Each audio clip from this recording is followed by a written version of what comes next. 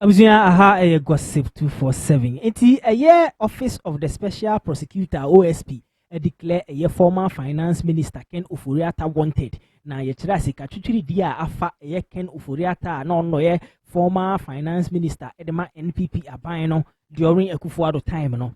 Just sika afa nsem enye sika ketwa. Enti Endra 11th of February 2025 ene beto social media no so say enlipa bi a say omo hwehwe police for ntade ne military ntade akwako ready a year former Finance Minister Ken Ofori Atta efie a ewo Accra abreko a say omo any permit bia na ono Ken Ofori Atta ne kura se bi oni Ghana ha o abrochira o yare a oje ayarehwe na eno enene Special Prosecutor ebe address ye media na say ene odi to dwa se da bi Ken Ofori Atta no yama ne letter se ensem bi a ombra embeyi ho ano no besine omaaye a say ene o ha ochina o ha inti ko so wa brochira woje ayarehwe dia a oka se eye nkrofo already ne fie ni ade no yen de OSP yenim ho hwe enye saa ene ye adwuma na emum no eledai yes 12 February 2025 may declare eye Ken Ofori Atta wanted na awia Special Prosecutor so edin sembi abetu edwa wo chese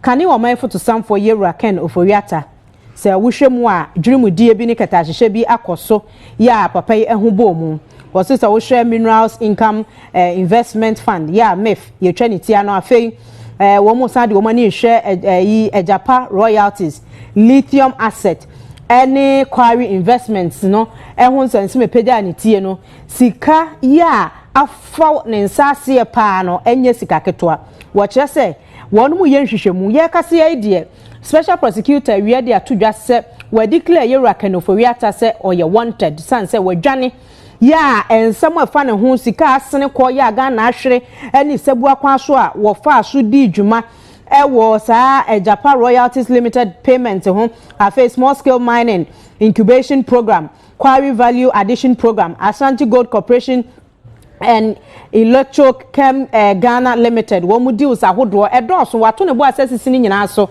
ese sansem yi no mu hia ne se wo baba be yi ne ho ano ewo mu a yero Ken Ofori Atta ebu na ketem age ho a wadwane enti se de ye friend se wo bi a wadwane e de afiri mranim ya Ghana ye hwehwe no Special Prosecutor na hwehwe no nti wo a obehu ne bia na kye se wo yi asotre ama yatumi aso ne pechi na yatumi abisa ne nsam e de afas ye man Japade ni sika twitwi de afa ne nsase no watumi achim as to state that the purported raid on Mr. Ofori Atta's residence was staged or at best an imposter action in an attempt to court disfavor for the OSP and to derail the investigation. You know us very well. The OSP is never deterred by such occurrences, and the investigations will continue as by law prescribed. These occurrences and the OSP's intelligence, which will not be revealed at this time for fear of compromising the investigation, are very instructive as not to put premium on Mr. Ofori Atta's alleged imminent peril should he travel back to the jurisdiction. In any case, the purported medical letter transmitted through his lawyers to the OSP did not state so or demonstrate so. The OSP is unconvinced that the purported medical letter transmitted by Mr. Ofori Atta through his lawyers to the OSP represents a medical report to the effect that Mr. Ofori Atta is incapacitated or is so sickly and invalid to the extent that he is physically unable to return to the jurisdiction without imperiling his life. No serious law enforcement agency, and certainly not the OSP, will be convinced that the purported medical letter stops it from demanding the physical appearance of Mr. Ofori Atta before it in the described circumstances. We are of the firm conviction here that this is only a ruse employed by Mr. Ofori Atta in aid of his intention to avoid returning to the jurisdiction and to personally answer questions in respect of the investigations.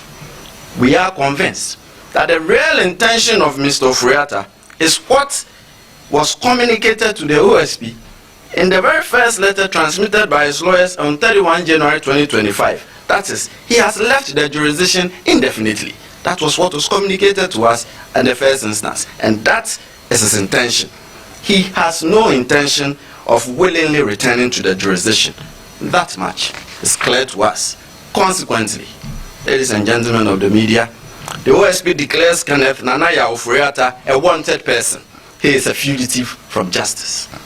The OSP will take all necessary legal steps to secure his return to the jurisdiction and attendance at the OSP. And this is to Mr. Ofori Atta. You have two choices. You can either return to the jurisdiction voluntarily, or the OSP will enforce your return. Another case update. The OSP has also commenced investigation into suspected corruption and corruption-related offenses in respect of the operations of the Minerals Income Investment Fund, MIIF, especially regarding payments made in respect of Ejapa Royalties Limited, Small-Scale Mining Incubation Program, Quarry Value Addition Program, Asante Gold Corporation, Electrochem Ghana Limited, the Lithium Asset, that is Projected Lithium Focused Exploration and Development Corporation, Gold Asset 2, that is Enchi Gold Project, and all other investments by MIIF, and funds expended on the chairman of the board of directors, the operational funds of MIIF, purchase of parcel of land for intended office building, and all contracts and agreements entered into by MIIF, and all publications, especially international publications by MIIF. We are withholding the names of those under investigation for now, by targets 2 former officials and 2 serving officials of the fund. Third, the OSP has also commenced investigation into suspected corruption and corruption-related offenses in respect of an alleged embezzlement of 1.3 billion cedis from the Unified Petroleum Pricing Fund, UPPF, at the National Petroleum Authority, NPA. The investigation primarily targets the following persons: the coordinator of the UPPF, Mr. Jacob Amwa, NPA staff Frida Tando, NPA staff Wendy Ashon Newman, and the former chief executive of NPA, Mustafa Abdul Hamid.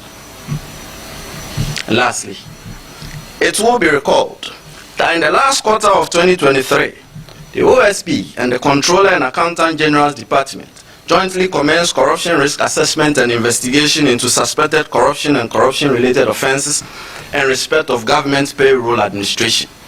It is also recalled that the assessment and investigation are especially aimed at isolating and removing the names of non-existent, ineligible, and undeserving persons from government payroll, recovering wrongful payments and unearned salaries, prosecuting persons suspected to be culpable for any offenses, and the institution and implementation of internal controls in respect of payroll processing and payment of salaries. We further recall, as you do remember, that to facilitate the rollout of the investigation and assessment throughout the country, a pilot exercise was carried out in the northern region, covering the educational institutions under Ghana Education Service and the Tamale Teaching Hospital, by a joint team comprising investigators, tracers, and assessors from the OSP and selected staff of the Payroll Processing Directorate of the Controller and Accountant General's Department between December 2023 and April 2024.